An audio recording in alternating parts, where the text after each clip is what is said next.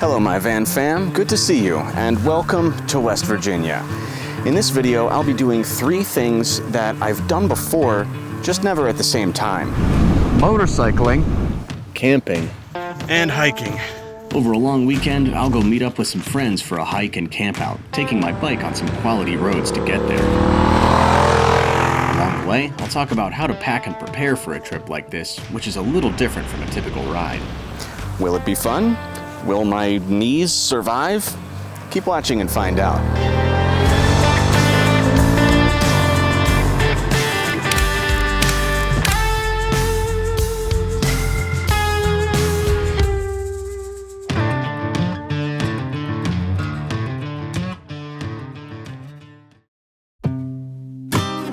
The destination for this weekend's triple event was Trout Pond, West Virginia, a campground and recreation area in the Washington and Jefferson National Forest. My friends would be carpooling there Saturday morning, but I came in by motorcycle on Friday afternoon.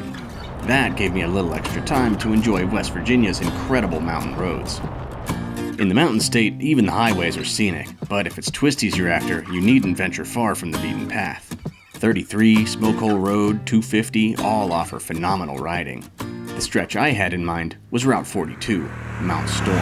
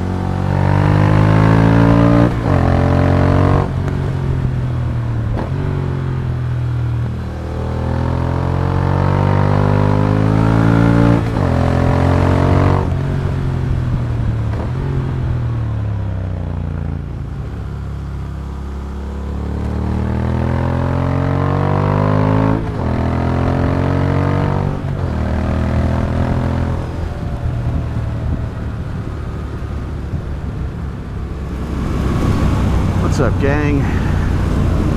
Reinforcing my belief that the Speed Twin has the perfect amount of power is that when we're going uphill like this and I'm fully loaded with luggage, it feels just a little bit slower than I think I would like it to be.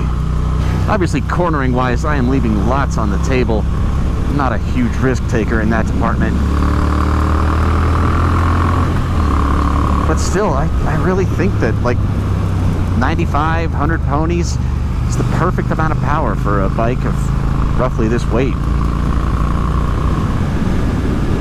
Speaking of my Speed Twin, I found it suited this sort of trip quite well. Not only was it fun on the mountain roads, it easily handled the 150 miles of freeway I had to ride to get there. My luggage setup was the same as it would have been on any normal motocamping trip, the one difference being that I was bringing an extra tent for one of my buddies to use. All I had to do to accommodate it was lengthen the tie-down straps of my 10-liter Kriega dry bag that I used to carry all my foul-weather layers. The tent fit right underneath. Thankfully, I still had enough room behind me to wear a day pack.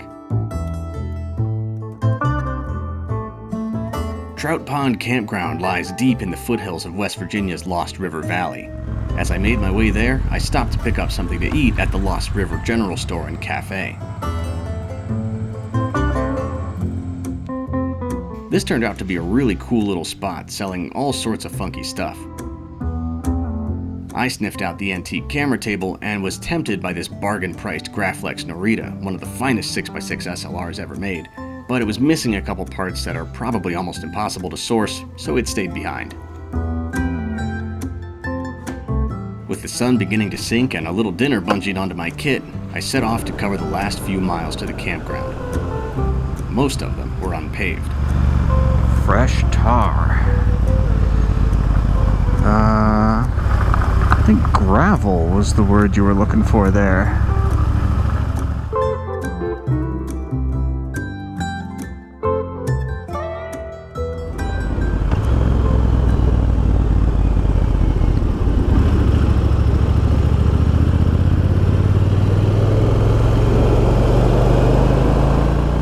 When I arrived at camp, I found the place was fully booked. Clearly a very popular getaway.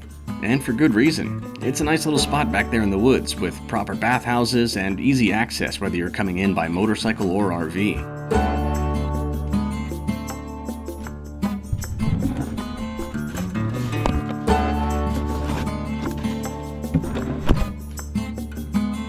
I'd be spending the first night here alone. The reason I'd come to the campground a day ahead of my friends is that Trout Pond required a minimum reservation of 2 nights at the time we were going. If none of us showed up on the first day of our reservation, our campsite would be forfeit. I was the only one able to get out of work that Friday afternoon, so I had volunteered to go hold down the fort until the rest of the guys could make it out.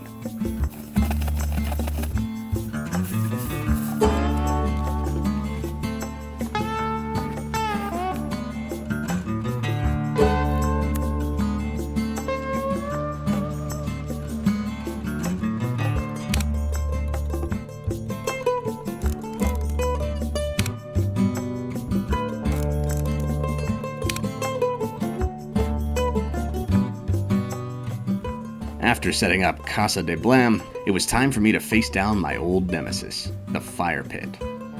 It had rained for pretty much an entire week straight prior to my arrival, so all the potential firewood in the area was soaked to the core.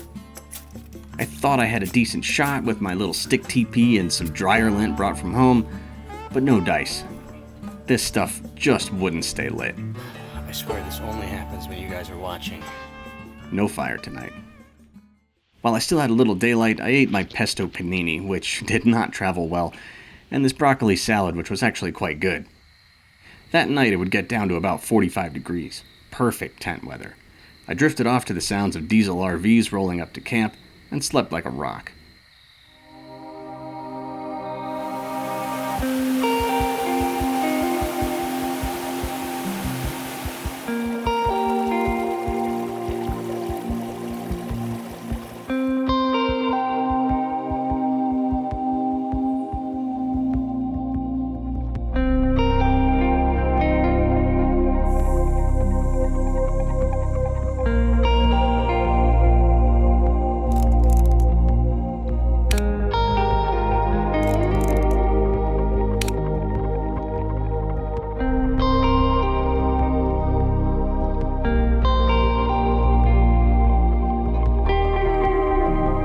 After taking in the morning atmosphere, I had a little time to prepare for the day's hike, starting with footwear. You may have noticed that I chose to wear only my hiking boots on this trip, leaving my proper motorcycle boots at home. I did that because with all the stuff I had to pack onto my bike, I didn't have room to bring a second pair of boots. One pair would have to pull double duty. Hiking boots are way better for riding in than riding boots are for hiking, so I chose these. I could have gotten away with just walking shoes for this particular hike, but these boots offer at least some semblance of protective rigidity for the ride. Also pulling double duty this weekend was my hydration pack. The backpack I usually wear on motorcycle trips, the Kriega R22, is way heavier and bulkier than I wanted for a warm weather hike. For this trip, I chose to forego the R22's waterproofing and moto-friendly strap system, and instead wore this, my old Gregory Nano 22, with a 1.5 liter hydration bladder inside. This has been my go-to hiking day pack everywhere from the Blue Ridge Mountains to the Canadian Rockies to the Grand Canyon. And in a pinch, it can serve perfectly well as a motorcycle pack. In fact, before I got my Kriega backpack, I used to use this Gregory pack anytime I wanted to rock a hydration tube while riding.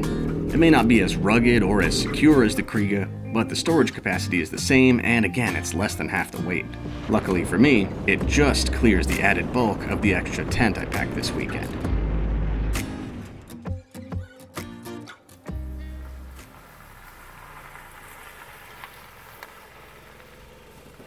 Hey, fellas.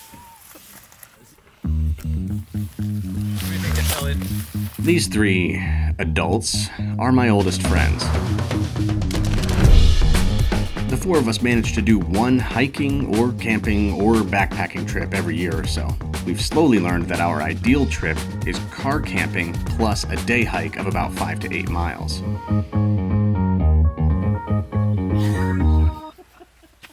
With the team fully limbered up, this moto hike finally began. Overall, our 7-mile route was expected to be pretty easy, with the exception of the first mile, which was straight uphill. Finally, at the top of the hill, we were rewarded with a nice little view of the Lost River Valley at Lina Constable Overlook, and from that point on, it was smooth sailing.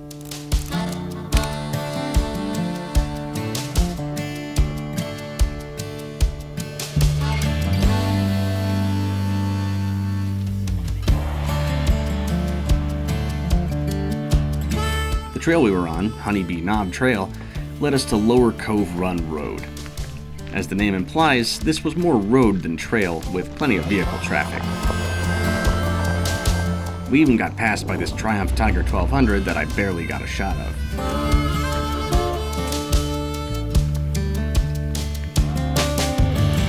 Matt, tell me about this hat. Your hiking fedora? Despite his best efforts to appear otherwise, he's arguably the most able outdoorsman of the group.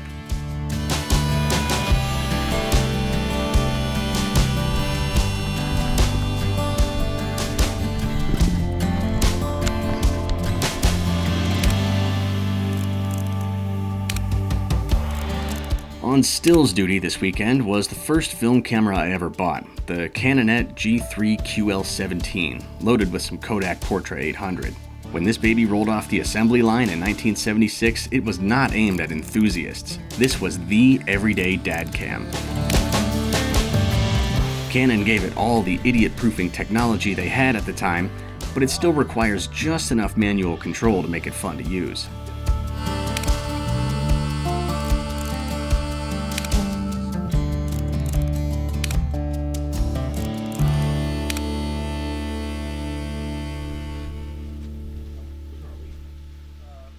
Around the halfway mark, we turned left onto Long Mountain Trail and began our descent. We were on a purple. Wait, did it say Trout Pond Road? I went back like 3 days later and put a bag of trash on top of it, which she felt was a little offensive to the raccoon. I did consider putting...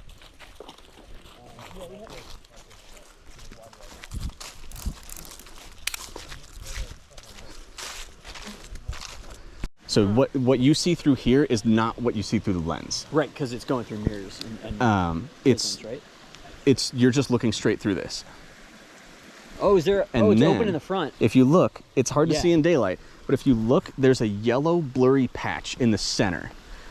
And that is your focus patch. Oh, I do see that. So this, with your left middle finger, you'll feel a paddle there. Left, middle, yeah. If you turn that, you'll see the image in that little yellow patch start to come together. Whoa! That's how you know you're in focus.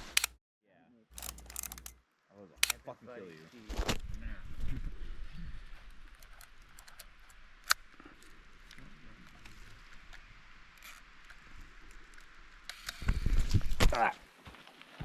No touchy. Okay, there we go. Oh, I was doing like a half smile. Yeah,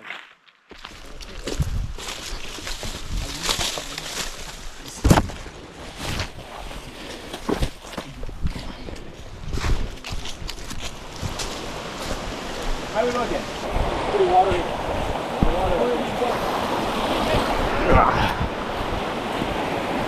No.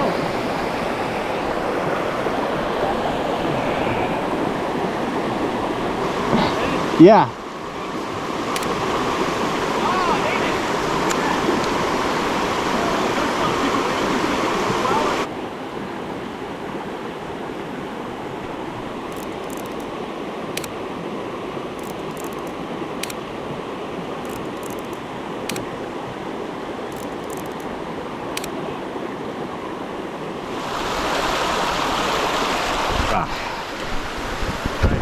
All right. Nice job. Thank you. You saw that? I feel it now. I don't know why. I don't know how I ended either. Before we knew it, we were re-entering Trout Pond Campground. I don't know why that's funny. I don't it might not be. Font choice there is like what would be on the fried beef fingers menu at the Ren Fair. Fried beef fingers? Don't knock until you try it. The hike had proven to be even more casual than we'd expected, only taking around 3.5 hours. But we weren't exactly complaining. Being back at camp in the early afternoon just meant more time to hang out. Where it's like the only thing better than having one is knowing someone who has one. A spare tent wasn't the only thing I brought to share. On my way out here on Friday, I'd stopped and picked up a box of the legendary Apple House Donuts. I can't wait. Apple House Donuts! Yes! In the American pantheon of fried dough, these perfect little rings of apple cinnamon flavor stand shoulder to shoulder with the likes of New Orleans beignets and Costco churros, depending on who you ask. Why is there one missing? I suspected. You suspected? I was like, you gotta treat. It's probably Apple House Donut.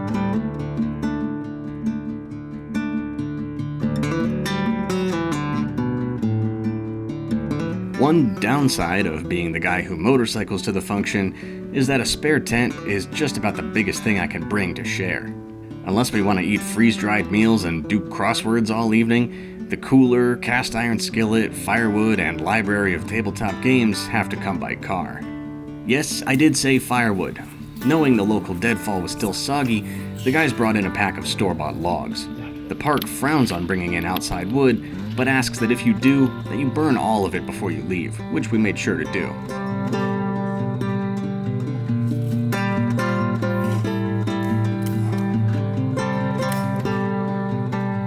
Tonight's dinner, Italian sausage with peppers and onions.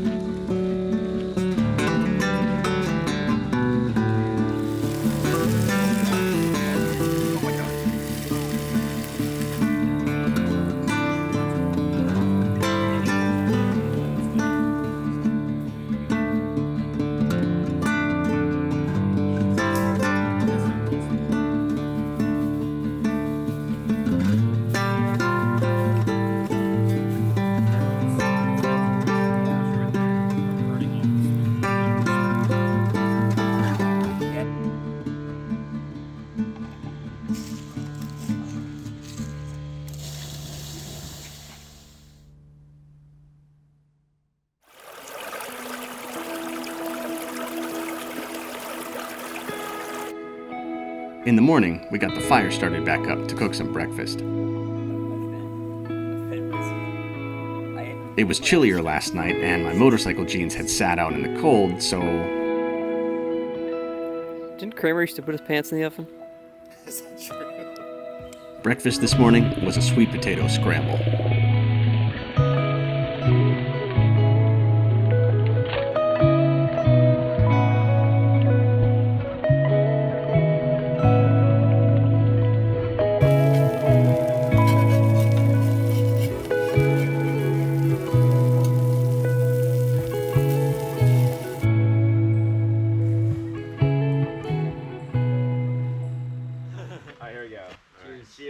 After breaking camp, we polished off the last of the donuts, and then it was time to part ways. So long, Trout Pond. So what did I learn about moto hiking this weekend? Everything went quite well, so the few lessons I learned weren't exactly hard ones. Wearing hiking boots instead of riding boots was a good choice, no regrets there. The day pack worked out, although I certainly didn't need 22 liters of capacity. On the hike itself, I left my FX30 behind and brought my drone but didn't end up flying it. I'd have been just as well off hiking with just a little fanny pack and water bottle holder, which would have let me wear my regular Kriega backpack on the motorcycle. Lastly, I would like to have made myself a bit more useful by figuring out a way to transport more shared supplies, perhaps by adding another bungee net to the tie-down points on the lid of my Dolomiti case. If I do make any changes to my system the next time I go moto hiking, you'll hear all about it here.